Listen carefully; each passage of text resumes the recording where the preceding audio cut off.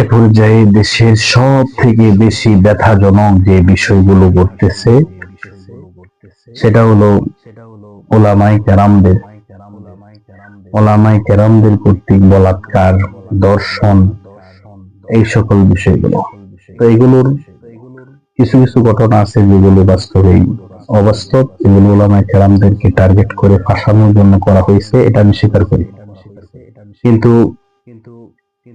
অধিকাংশ ঘটনার সত্যতা আছে, এটা আমি মনে করি। কারণ আমি কওমি বরাবর একজন মানুষ, কওমির বিরুদ্ধে কোনো কথা হোক যেটা অবাস্তব সেটা আমি কখনো চাই না। কিন্তু বর্তমানে চলতেছে, সারা বাংলাদেশটাকে পচিয়ে ফেলেছে এক শ্রেণীর নামদারি আলেম। প্রত্যেক দিনই যখন আমরা ফেসবুকে ঢুকি তখনই তাদের কলঙ্কের ছাপ দেখি।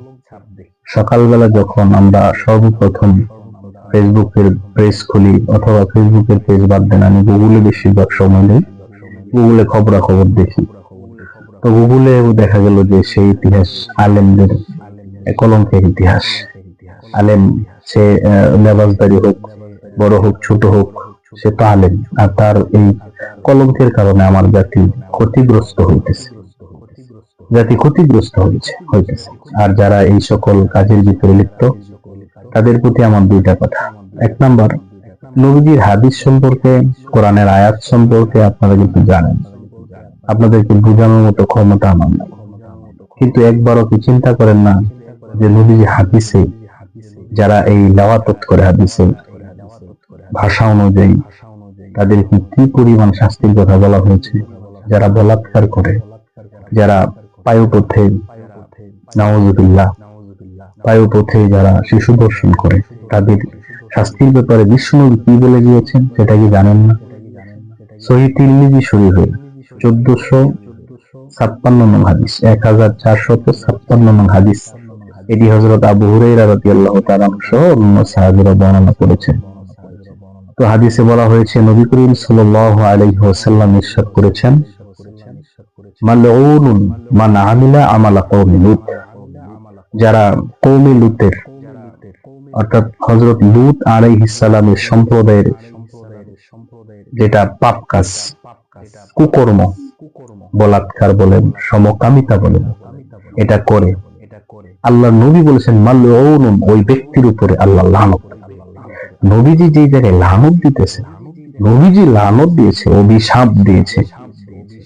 আমরা একটা উসুলে পড়েছি, আল্লাহ এবং নবী কর্তৃক যদি কোনো ব্যাপারে লানত শব্দটি ব্যবহার হয়, লাম, আইন এবং নুন, এই তিনটা অক্ষর যদি নবী এবং আল্লাহ তাআলা কর্তৃক যদি কোনো ব্যাপারে ব্যবহৃত হয়, তখন এটা শেষ হলো জাহান্নাম। অর্থাৎ এটা অর্থ হলো আল্লাহ কাউকে লানত দিয়েছেন, এটা অর্থ হলো তাকে আল্লাহ তাআলা জাহান্নামী করবেন।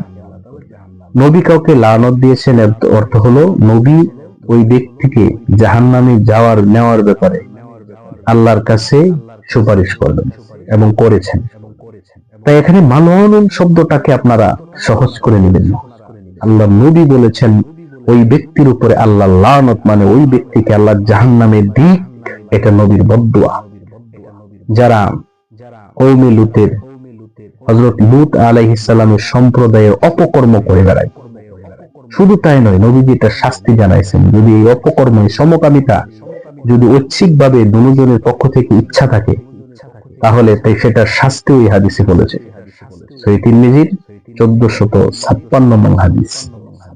নবীজি বলেন, ইকতুলুল ফাইলা ওয়াল মাফউলা বিহি, যে এবং যার সঙ্গে এই কাজ করা হয় সে যদি সম্মতি দিয়ে থাকে, তার সম্মতিতে যদি সমকামিতা হয়, বলাৎকার হয়, তাহলে উভয়জনকে হত্যা করা হোক। নবীজির দুনিয়াবি যে শাস্তির বিধান নবীজি শুনিয়েছেন সেটা কি ভয়ঙ্কর কম? দুজনকে হত্যা করার কথা বলেছেন। পরকালীন শাস্তির ব্যাপারে মালউন বলেছেন, মালউন অর্থাৎ সেই লোককে জাহান্নামে দেওয়ার ব্যাপারে নবীজি সুপারিশ করেছেন। সুপারিশ আল্লাহর কাছে যদি নবীজি দোয়া করেন, সুপারিশ করেন, সেটা কি কবুল হবে না? একবারও কি ভাবতে পারেন না যে নবীজির সেই লানতের বদদুয়া আমি নিয়ে চিরস্থায়ী ভাবে জাহান্নামী হয়ে যাব? এটা কেমন হয়? সারা জীবনের কষ্টের ফসল, কোরআন শিখলাম, হাদিস শিখলাম, এরপরে যদি আমি এরকম একটা অপকর্মের কারণে নবীজি লাভ নিয়ে আমি জাহান্নামে যাই, তাহলে আমার চেয়ে খারাপ আর পৃথিবীতে কেউ আছে? আমার চেয়ে দুর্ভাগা হতভাগা আর কেউ কি আছে? তাহলে এগুলো স্মরণ থাকে না? এই হাদিসগুলো আপনাদের সামনে আছে না?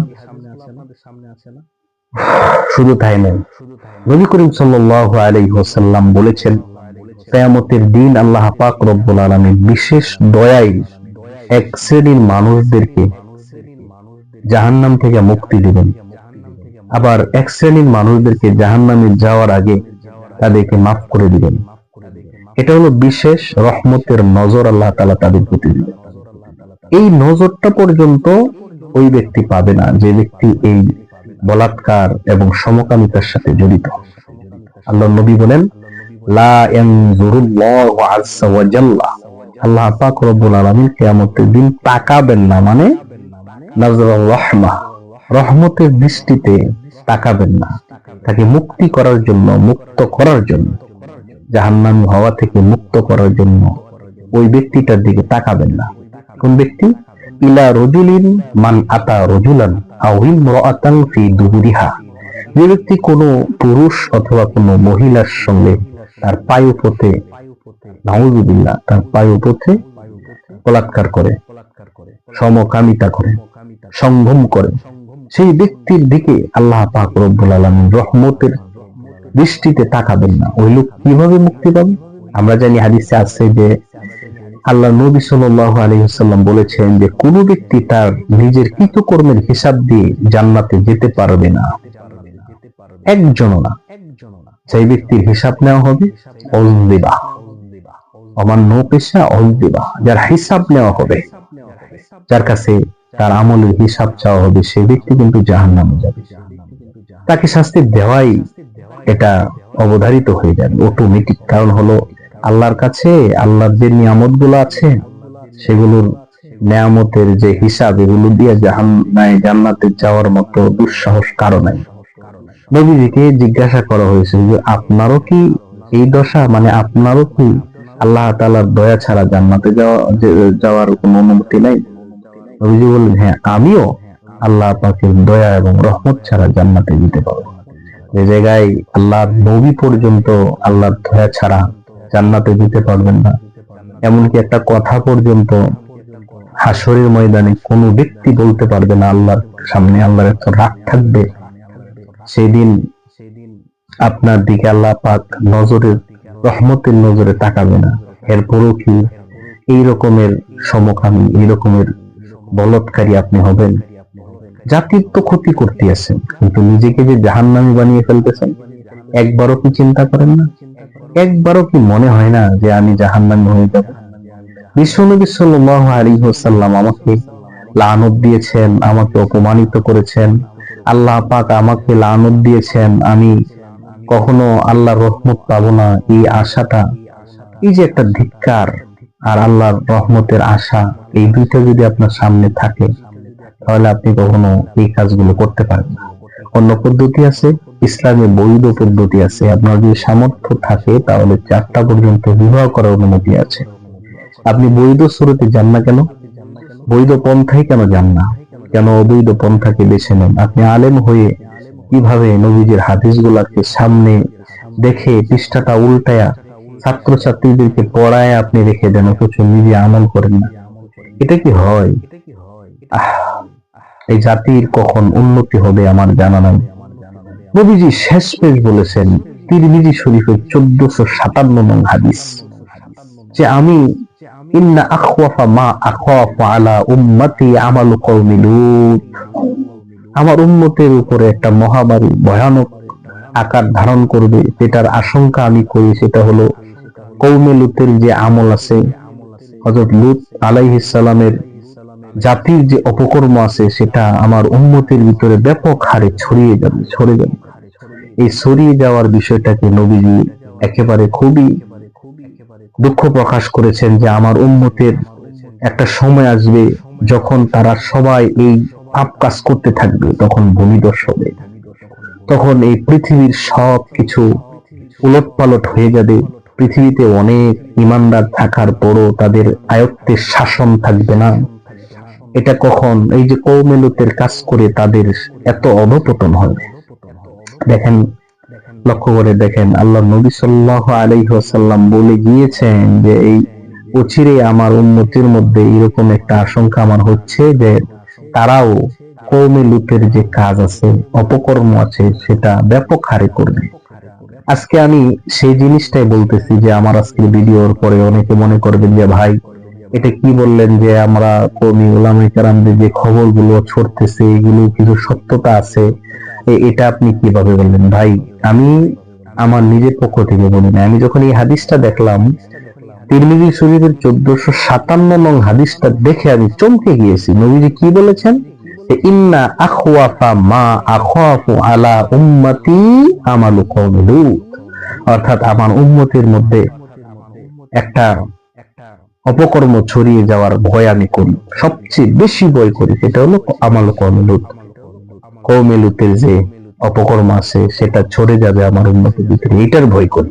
পৃথিবী উলটপালট হয়ে গেছিল, একেবারে ধ্বংস করে দিয়েছিলেন আল্লাহ তাআলা। আল্লাহর মেজাজে এতই রাগ হয়েছিল যে পৃথিবীর কোনো প্রাণী আমি রাখবো না। এই রকমের রাগ মেজাজ নিয়ে আল্লাহ পাক দুনিয়ার সব কিছুকে উলট পালট করতে বলেছিলেন ফেরেশতাকে।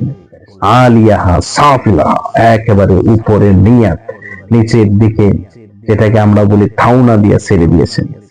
উলট পালট করে কওমে লূতের যারা এই কাজের সাথে জড়িত ছিল সবাইকে আল্লাহ পাক রব্বুল আলামিন একেবারে ধ্বংস করে শেষ করে দিয়েছে। আল্লাহ পাক যে এত বড় শাস্তি দিয়েছেন, আর নবীজি আক্ষেপ প্রকাশ করেছেন যে আমার উম্মতের মধ্যে এই কাজটা ছড়ে যাবে। এটা যখন আমি দেখলাম তখন বুঝলাম যে এটার বাস্তবতা আছে। কারণ এখন আখিরি জামানা, কিয়ামতের আগ মুহূর্তে নবীজির কথার বাস্তবায়নের সময় এখন। নবীজির কথাগুলো বাস্তবায়ন কখন হবে? এখনই সময়। এখনই সবকিছু পাই টু পাই মিলে যাচ্ছে। কিয়ামত কাছে চলে এসেছে। আসমানের চাঁদ দ্বিখণ্ডিত হয়ে গিয়েছে। যত বড় বড় আলামত আছে সবগুলো প্রকাশিত হয়েছে। পৃথিবীতে ইমানদার ভরা থাকবে, কিন্তু তাদের হাতে শাসন ক্ষমতা থাকবে না। এগুলো প্রকাশ পেয়ে গিয়েছে। নারী নেতৃত্ব এটা আস্তে আস্তে বিস্তার লাভ করবে, যেটাকে বহির প্রকাশ ঘটতেছে। 60% নারীদেরকে চাকরির অধিকার দেওয়া, এগুলোই হলো কিয়ামতের আলামত। আস্তে আস্তে নারীর যে প্রভাব এই সমাজের ভিতরে বিস্তার করবে। চতুর্দিকে তাকালে নারী পুলিশ, নারী ডাক্তার, নারী এই নারী সেই। নারীর যে শাসন অনুশাসন এটা ছড়ে পড়বে সারা বিশ্বের ভিতরে। কখন? যখন উম্মতের আলেম যারা আছে তারা তাদের ঈমানকে বেঁচে খাবে। যখন তাদের ভিতরে ঈমান থাকবে না, শুধুমাত্র নামকে অস্তের দাড়ি আর টুপি লম্বা জামা আছে, এগুলো বিক্রি করে আমরা খাই, তখনই কিয়ামত আসবে। ভাই, সমকামী ভাই, একটু তোমার পায়ে ধরে বলতেছি, ফিরে আসো।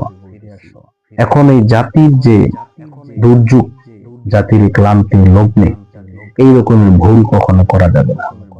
এই রকমের ভুল করা যাবে না। এটার বিপরীতে আমি আরবি শব্দ বলতেছি, এই পথ অবলম্বন করতে পারেন। হালাল তরিকা হলো আপনার সামর্থ্য অনুযায়ী যে কয়জন স্ত্রী রাখার ক্ষমতা আছে আপনি রাখতে পারেন।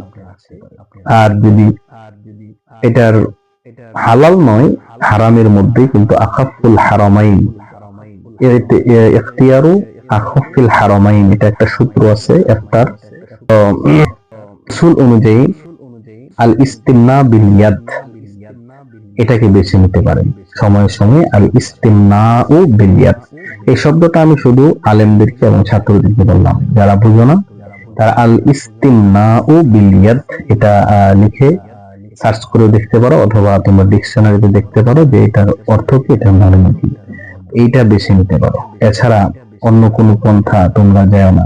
নবীজি বলেছেন রোজা রাখো, বিবাহ করো, এইগুলো করো। এগুলো করলে তোমার যে কাম ভাব আছে এগুলো নিস্তেজ হয়ে যাবে। আল্লাহ আমাদেরকে বুঝার তৌফিক দান করে।